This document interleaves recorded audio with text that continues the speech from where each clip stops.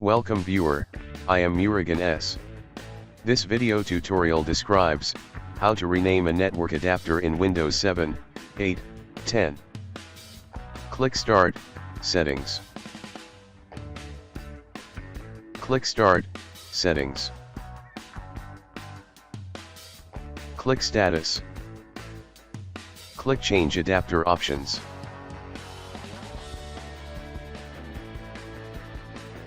Right-click Network Adapter.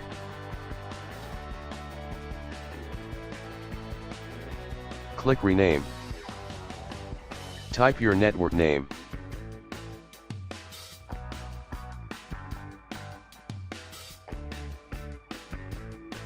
Thanks for watching. I hope this video tutorial helps to solve the problem.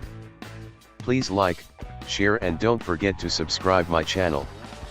See you next video.